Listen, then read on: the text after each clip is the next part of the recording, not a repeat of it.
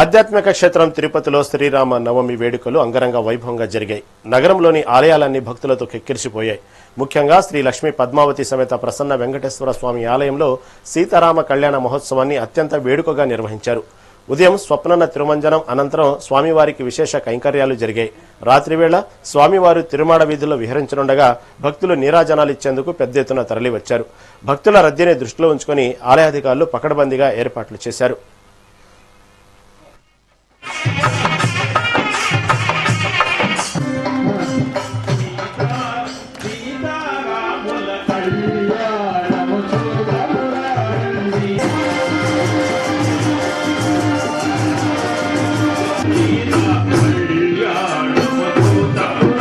కళ్యాణం ఇది కూడా మా చేత చేయించాడు.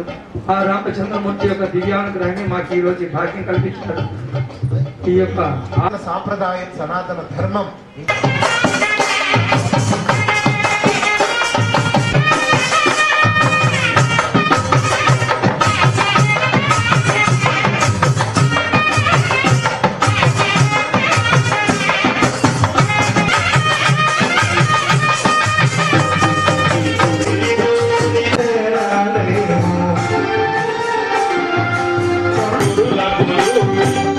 ఓం నమో వెంకటేశాయ. శ్రీరామనవమి పర్వదినం సందర్భంగా శ్రీ లక్ష్మీ పద్మావతి సమేత ప్రసన్న వెంకటేశ్వర స్వామివారి ఆలయంలో సీతారాముల వారి కళ్యాణోత్సవం అంగరంగ వైభవంగా జరుగుతుంది.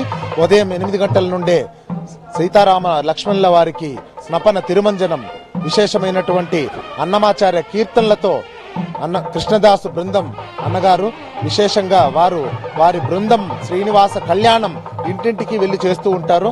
వారి ఆధ్వర్యంలో ఈరోజు విశేషమైనటువంటి సీతారాముల వారి కళ్యాణం అంగరంగ వైభవంగా జరుగుతూ ఉంది.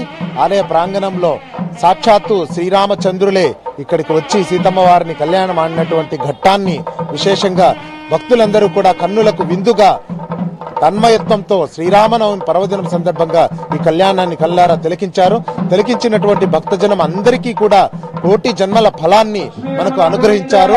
సాక్షాత్తు కలియుగ ప్రత్యక్ష దైవమైనటువంటి శ్రీ వెంకటేశ్వర స్వామి వారి ఆలయ ప్రాంగణంలో ఆరు బయట జరిగినటువంటి కళ్యాణాన్ని భక్తులందరూ కూడా కల్లారా దర్శించి ధరించారు. ఈ రోజు 6 గంటలకి స్వామివారి సహస్ర దీపాలంకార సేవ ఉంటుంది.